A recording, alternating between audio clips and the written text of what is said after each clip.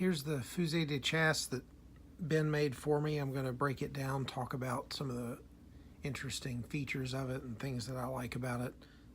So here's the lock. It's a pretty standard lock. It's made specifically for the Fusil de Chasse. It's got a half cock, full cock, and trigger. And a couple of the screws, while he was building it, broke, and he manufactured one for here, and I replaced it with a stainless steel screw. This gun I'm going to primarily use for squirrel hunting and rabbit hunting, and so the focus wasn't necessarily to make something that looks 100% accurate. It's got a Phillips head bolt on it, but I had one and from a lock project I'm working on, so I went ahead and used that. I think it's a great lock, though. It seems to spark really well.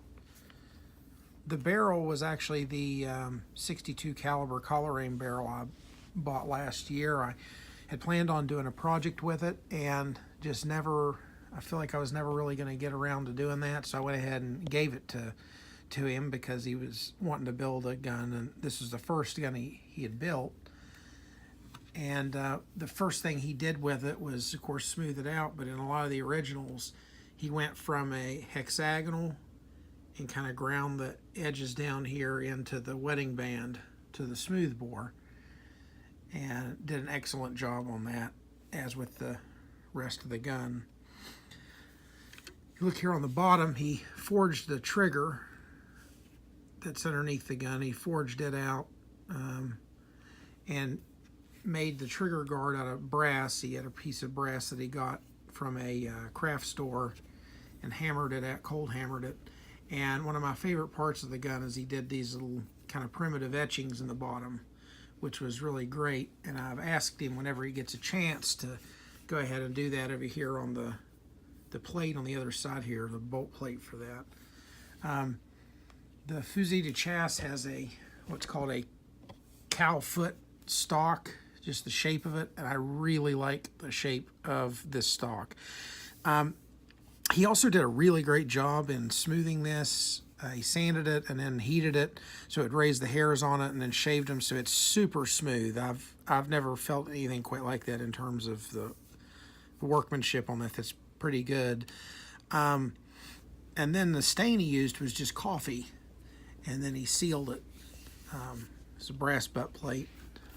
But he cut a few inches off the end of the barrel, which I think helped with the weight and stuff, and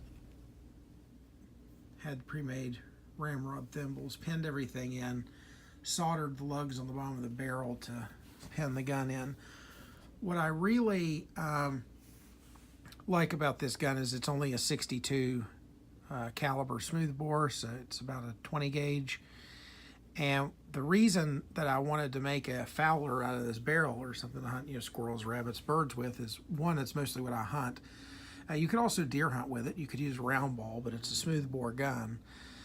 But for me, a couple of years ago, I'd injured my shoulder, and I've hunted with 12 gauges for years, so I have a collection of 12 gauges I hunt with, but they tear the heck out of my shoulder whenever I shoot them now because I've injured my shoulder. So the smaller caliber and it being black powder means that there's much less recoil, so I'm really looking forward to going out and shooting this gun for fun and hunting with it. So that's my new addition. It was gifted to me by Ben. I was kind of surprised.